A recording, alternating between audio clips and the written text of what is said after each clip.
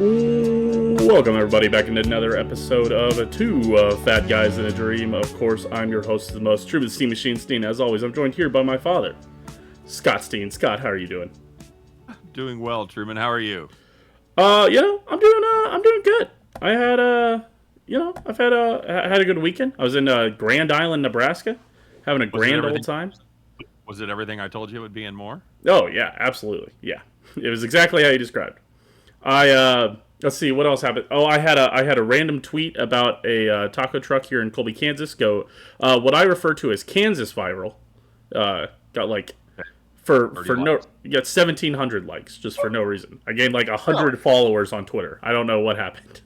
What did you say about the taco truck? So there's a taco truck here in Colby, right? It has 309 reviews, and it has a 5.0 rating out of 5. Okay. All right. So I was like, I've got to try it. So I just posted it, and I was like, hey, there's this taco truck. It's got 5 stars. I'm gonna go try it. And then I just tweeted, like, kind of live tweeted my experience where I was like, just got here. I took a picture of it, of like the trailer. I was like, here we go. And then I ordered the tamales. I told them I ordered the tamales. They're only pork available, whatever. Took 3 minutes to get tamales. Incredible service. I was back in my truck waiting for the food, and I didn't hear her call my name. So she started to get out of the trailer. She got out of the trailer, started to walk the food towards me. I was like, oh my god. So I got out of the truck and hustled over and got the food from her. And she was like, I was like, I'm so sorry. I didn't hear my. She's like, no, I'm here to serve you. Like, this is service, I was like, what? Like all this stuff. It's pretty good. And so try that in a big town. Right, no joke. So it's three minutes. It took 3 minutes to get the tamales. Right, brought it home, ate it. I filmed myself doing a little review of it, a little 5-minute review of eating the food, and it was immaculate. It was 5 stars. It was incredible. I mean, $13, 3 tamales, beans and rice. Took 3 minutes and just immaculate. Really good stuff. Really good salsa. Really good tamales. And really, that was it. I just did that, and I wrote a review on Google, and people just loved that for whatever reason. So, how many followers do their socials have? They must have a ton. No, you didn't really? You didn't just light up all their followers by tagging them? No, this was. I mean, it hit the niche of K-State Twitter, where there's enough people who live in Western Kansas that are like, I've been to Colby, Kansas. This is a great taco truck. It just, people kept replying it and liking it and sharing it. And at one point, I think it's Tim Fitzgerald's like a K-State basketball announcer on the radio. He liked it, and then after that, it just took off because Twitter will just push people's likes where they're like, influential person liked this tweet. You should look at it. And so, a good one. Yep. Yeah, and then that got in front of the right niche of K-State Twitter, so I just, for whatever reason, it just went off with all the small town Kansas folks liking my stuff and then following me, and I'm like, oh great, now I have to do small town taco truck reviews. See, this is a sign of the times when you get that swell of fatherly pride. Because my son went to Colby, Kansas, bought 3 tamales, took a picture of them, and said they were pretty good. Yeah. And now he's fucking having great success in social media. So it's official. I don't understand shit about social media. Well, but I feel like you would have the pride from me, instead of going to Wendy's, sitting in my hotel room in Colby, Kansas, looking up the local taco trailer and going to a random taco trailer in an abandoned parking lot in small town Kansas. I thought you would appreciate that. Weird. And what's amazing is you found the only low carb tamales in the world. Because normally you look at those and they make them with the masa, of course, and very high in carbs. Not something you can really do on this diet. So congratulations for finding low carb tamales. Yeah.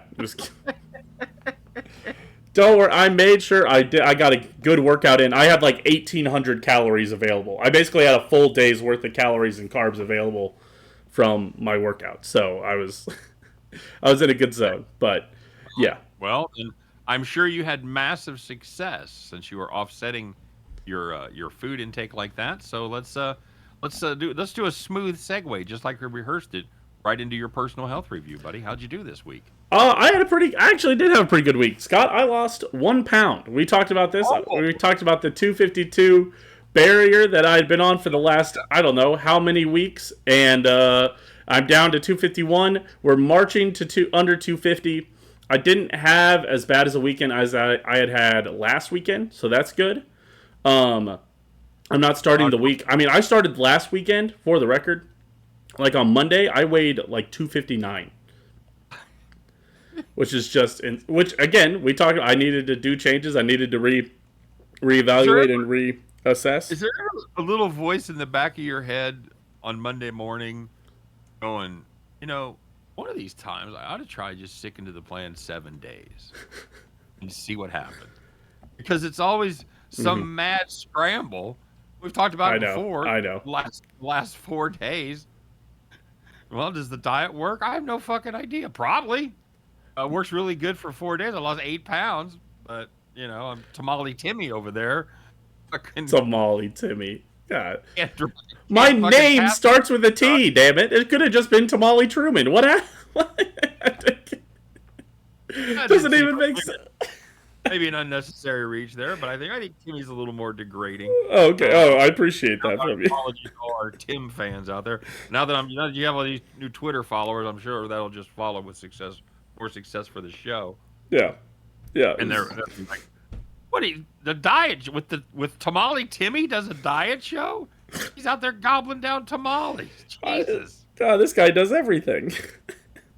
I guess they just do things differently in the big city, I guess. Yeah, yeah. So yeah, there you go. So yeah, okay. It's again, congratulations on making through the 252 barrier. I think with having a not great weekend and some tamales, fine results. Yeah. This is a significant barrier for me and for I guess this show, because now we are both have lost over 30 pounds. Nice. So there you go. We're 23 episodes in. I believe this is episode 23. Episode 22. Sorry. We're 22 episodes in. We both lost over 30 pounds. Are you just doing this to milk the show so it'll last longer? Yeah, I didn't want to get skinny too quick was the thing. I could be out there. I could be out there grinding 7 days a week, losing 3 or 4 pounds. But what the what's the fun in that? Show will be over by September. The money's just too good, man. I can't stop. Yeah. The sponsorship dollars just continue to roll in. Yeah. Once again, ladies and gentlemen, we are brought to you this week ad-free, and that is for your pleasure, so you don't have to put up with all those annoying ad breaks. We're beating off sponsors with a stick to bring you guys ad-free stuff. I don't think they're doing it right. That's my friend's old joke. It's how's he do? He's beating them off with a stick. I don't think he's doing it right. All right. Nice. Well, you might want a good time to tell you to put the earmuffs on those kids. But anyway, Scott, this week you had a bit of a rebound, a bit of a setback. Like I ate goddamn tamales every day. That's the kind of results I had. As I'm roasting you for losing a pound, I gained weight. I thought I'd make it a little more even. I was worried I was catching you. Yes. So I wanted to keep the drama going. You had gone back up to 297.1, which was you put on 1.8 pounds. I will say, in the previous 4 weeks, you had lost 10.5 pounds. So, again, when we look at the overall perspective of it, what is that? 8.7 pounds lost over the last 5 weeks is still a very good number. And you're going to have those setbacks sometimes. It is, and we talked about it last week that perhaps all the shitty eating had not quite caught up with me. I think sometimes your weight results will delay a day or two before showing up. So even though I got some pretty good steps in and stuff in Baltimore, it didn't eat great. So I was surprised by a nice result, but the bottom line is I weighed less than when I left for my trip. So to me, that's a victory. So I'm good. And we're back at it again this week, and I felt my age today. Truman went out to the show you and I were talking about a little bit before we did our show. Saw 4 really fantastic acts in concert, and did a little dancing. We stood there on our feet right in front of the stage for about 4 hours, and did a little dancing, and then got up this morning and felt like I'd done a lot of dancing. Uh, yeah, feeling the bones a little bit. But yeah, it's fun. Good But time. it's got to feel good to be dancing. I mean, do you think you would have been Oh, dancing 50 pounds ago? I do not. I do not. No, I even talked about with your mom last night. I don't think a year ago. I don't think I would have been up for doing that show. And you're gonna be on your feet from 6:30 to 10:30, whatever it was, and not when you're that close, you don't have as many opportunities to go just sit down somewhere because you don't have a seat. Yeah, So yeah, it was a good time, and it's was nice to feel good and feel like I could do that, and yeah, I have no complaints. I'm anxious to see what the next 30 pounds brings. Is I guess what I'm saying at this point. that is true. Yeah, I mean, to get down to I don't know, essentially where I was at the start of this, or it's I well, and I think also the difference of the 280 that you'll be at versus the 280 I was at will be way different, right? Just because I was at, I had ballooned up to 280, and Right. as you know, going up to 300, you probably felt when you were, had been at 250 and had gone up to 300. That you probably felt worse than you feel right now as you're back down to 300. Yeah, that's probably true. Although my weight gain was weird because I did it coming out of the hospital, and I was used to there were so many things that I couldn't eat, Mm-hmm. and I got out of the hospital I could eat anything. Nothing jacked with my system anymore, Right. and I went through about 6 months where it was like, fuck yeah, let's have it. Yeah. Pie, you bet, man. Extra fries, fuck yeah. Yeah. And so yeah, and I didn't really keep track of it, but I probably put on 50 pounds in 6 months, 8 months, something like that. Sure. Just because I was so happy to be able to goddamn eat again, Right. Yeah. I remember that the trip that we took to Iowa for Halloween. You and I drove back together, and Oh we yeah. just, we just, Yeah. we started with breakfast, and it was fine. Then I remember not being able to eat like the rest of the day, and it was just a bizarre thing because you'd be hungry, the food hadn't all reached your stomach because the journey was getting stopped. But this part is full, and you can't put any more food in there. It was very weird. But I Yeah. remember that trip because that was very close. I was very close to. I was 2 months away from going to the hospital at that point. Yeah. So, Right. but yeah, it's nice to be healthy, nice to feel good, nice to be going in the right direction, and it's nice to have a plan that I think is going to work long term. I think it's going to be a long term solution for not only the loss, but also being able to sustain it. Absolutely. Sustain the plan. I've told you last week. I'm already out of the habit of, even if I like decide, well, it's going to be a cheat day, I'll have some fries or whatever. I order a sandwich, I still can't force myself to eat it like a real fucking sandwich. I've got to at least take off half the bread, probably three-quarters of the bread, Mm-hmm. and I do that a lot with barbecue. Where you get the double decker, they give you 3 slices of bread. I end up using like half of one piece. Yeah. Is what I did last time. So That's right. I think there's some permanent changes that are going to be helpful that are already, if they haven't set, are really close to just setting. So that's it's a good thing. Well, speaking of long-term success in diets, let's take the time to take a look at our current diet that we're working on. The Two Fat Guys in a Dream diet, name pending still, I think. Yes. Name still Yes. waiting to be changed. Let's walk it through how I felt these past couple weeks. I'm doing I don't know, we've alluded to it, but I guess we haven't talked about it. This was my first full week on the job. I'm doing a highway project in the middle of Colby, Kansas, as we talked about earlier. So I'm on my feet pretty much all day. I will say I don't do the shoveling of the asphalt right now, but I do. Walk with the guys as they shovel asphalt and run the math behind how much asphalt is going down, which is kind of interesting for people, I guess. But I wouldn't think so. no, it's probably not.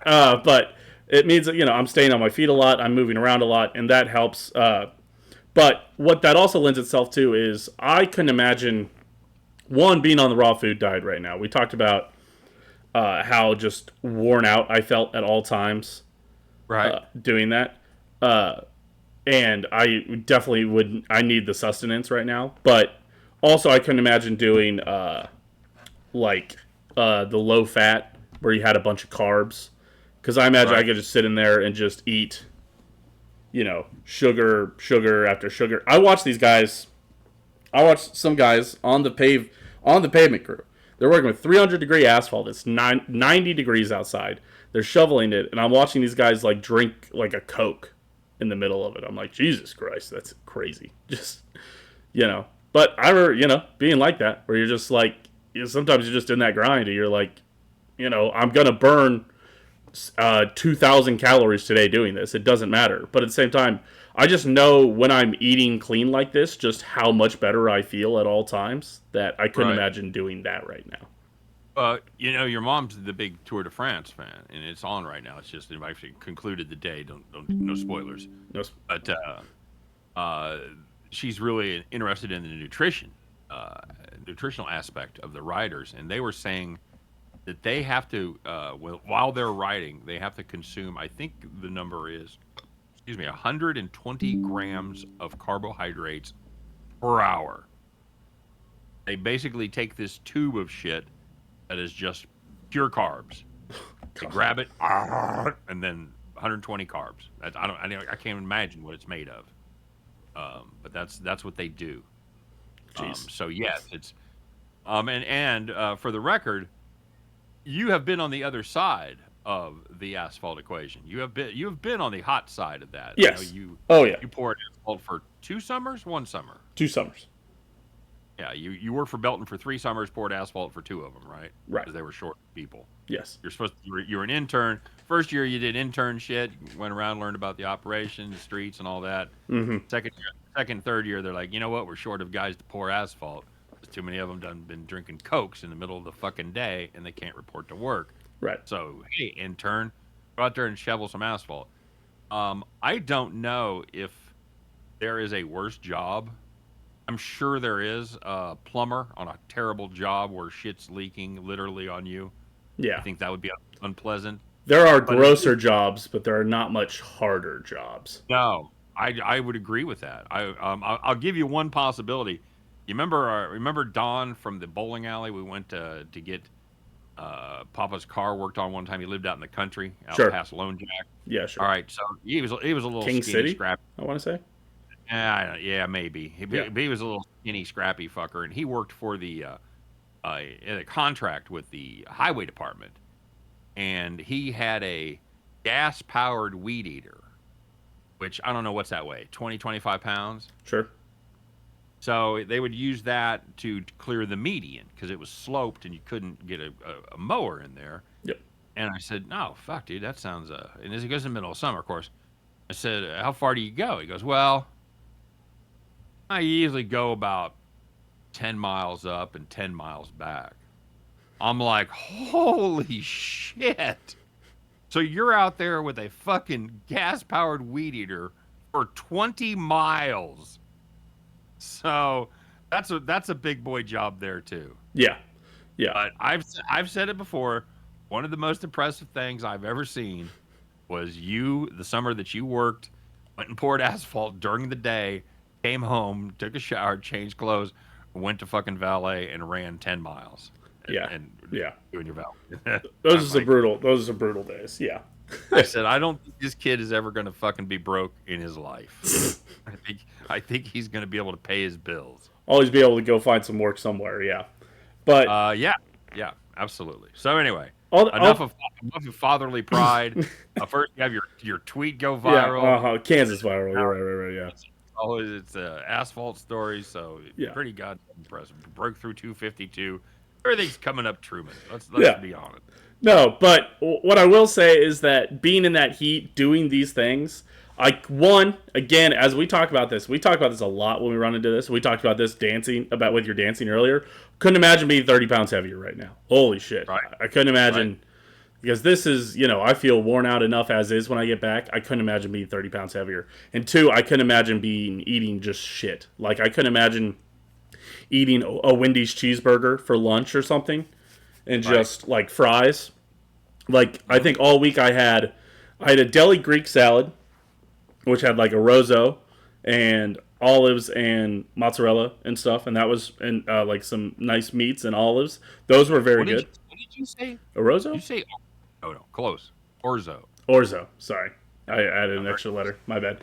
Orzo rice, and then I would have a Caesar salad in there, and so that was like my lunch, pretty much every day of the week until the Caesar salad went bad, and then I rotated in some prosciutto with mozzarella rolls, and that's what I had to just get protein. So, just eating very clean, and then coming back and having a couple corn tortillas, tacos that I had from Costco. So, again, getting it under that calorie goal, under that carb goal. But that's the thing about working jobs like that where it's just so damn hot and it's just so damn long, is that you don't feel like eating. That is something that people don't talk about a ton. You just you don't feel like eating when it's that hot, and it's nice to be eating light like we are, eating low carb, low calorie kind of stuff. So I'm not overstuffing myself. Are you cranking the water? Yeah, I'm probably drinking 2 to 3 liters of water a day. I've got some Gatorade. It's supposed to be extra hot this week. Let me read you out the forecast for the week. For the record, 3 liters a day. 3 liters of water is about 100 ounces. About 100 ounces, yeah. Which is Right about where you should be. 95-ish, I guess, is what it would officially be. But yeah. I'm How's looking. the temperature. How's that forecast? Sorry. Coming in high in the 70s. Yeah. To be fair, I had the Grand Island forecast up, which oddly enough looked a little worse, but not much worse. You ready for the forecast this week? Well, I know what Kansas City's is, so I can only imagine what it is out there. I'm going to add about 4 degrees, but go ahead. All right. Tomorrow, 100 degrees is the high. The next day, 102 degrees as the high. The following day, 99 degrees. Thursday, 97. Friday, 96 degrees.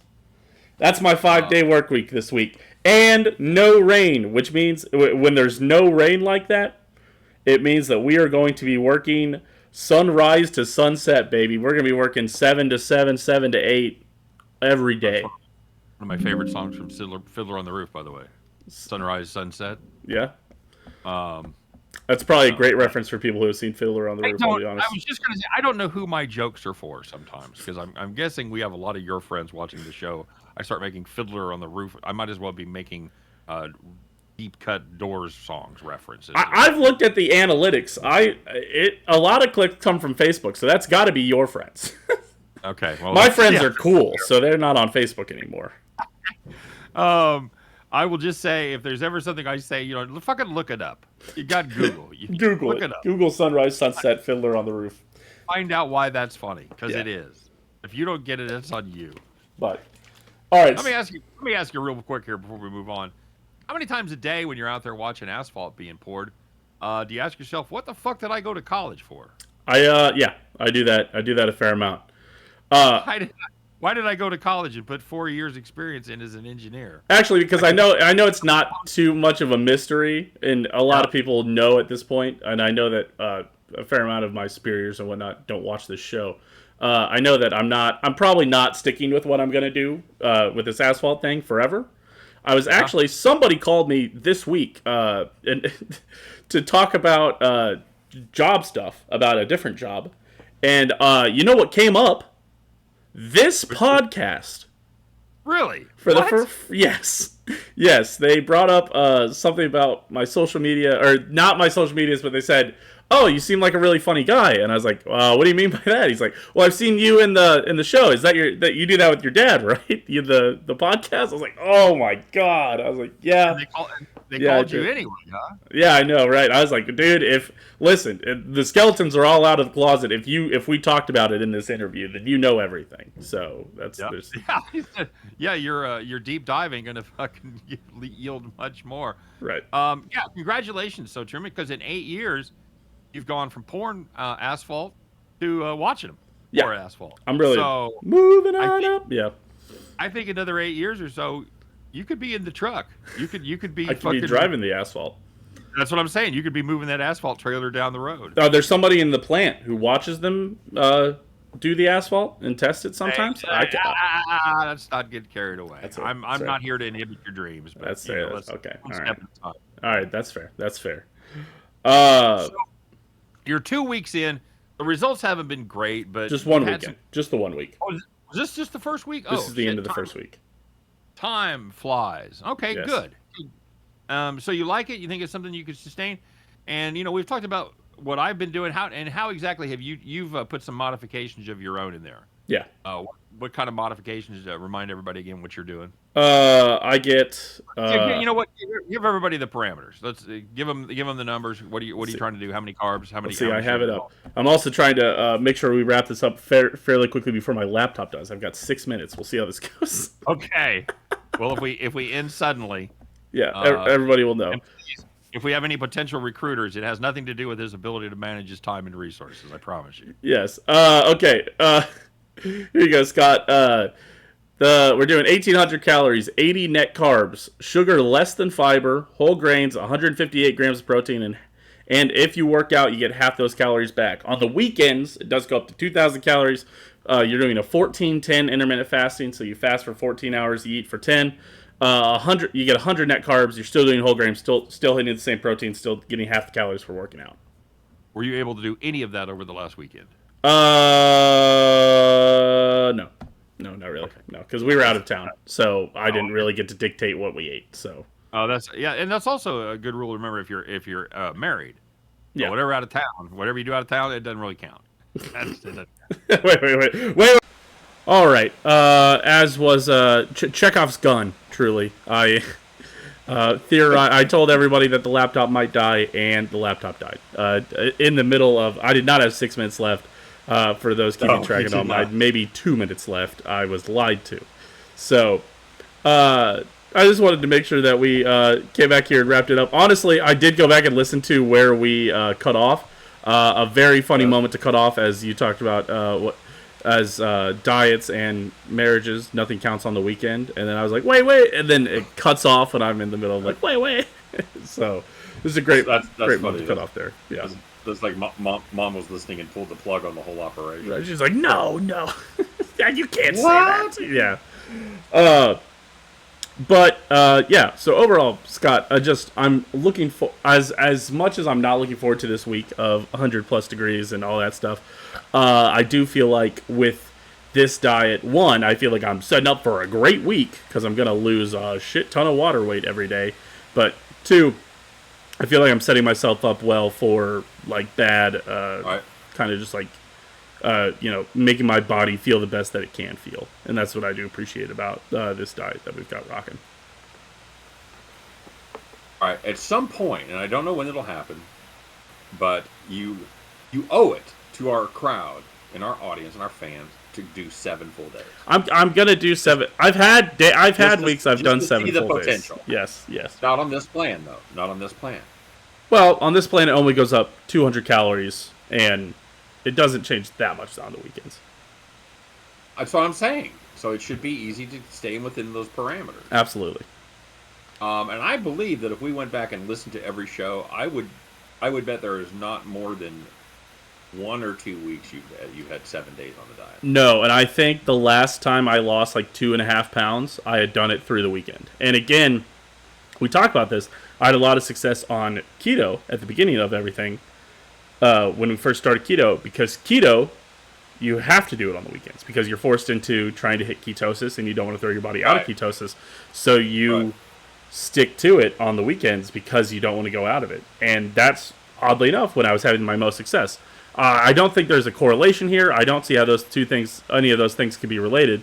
But yeah, I definitely, I owe it to my body. I owe it to not cheating myself. I owe it to kick-starting and really throwing this weight loss into overdrive so I can hit that under 240 goal by the end of August. I'm cheating myself, as with any diet, as with any of these things, any health amount of things that you do. You cheat yourself when you cheat on the diet, or you lie, or any of this stuff. So, that's right. Yeah, that's right.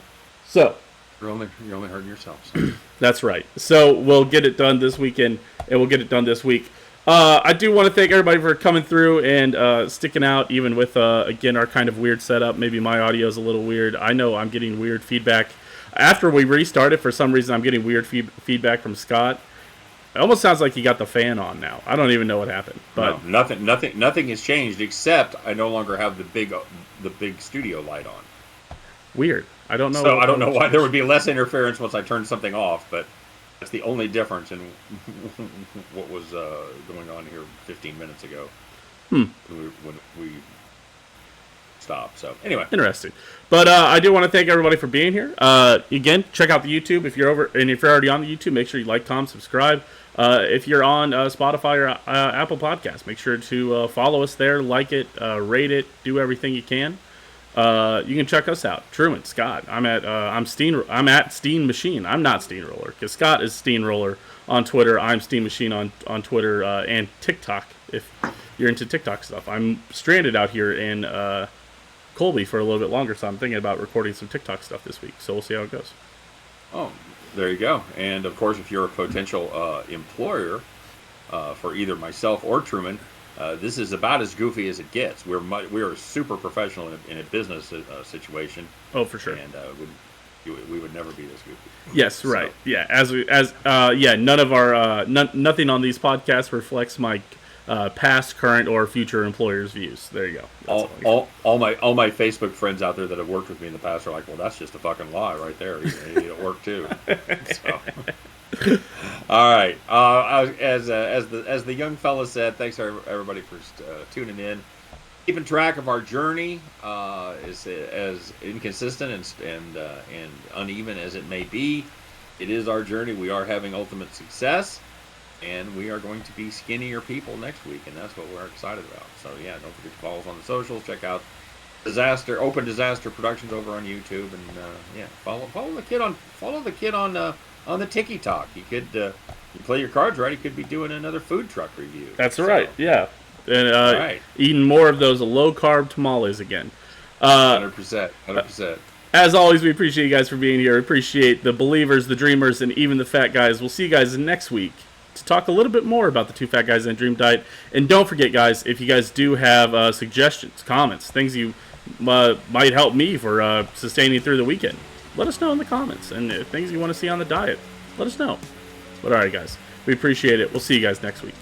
Bye. Take care, everybody. Bye-bye.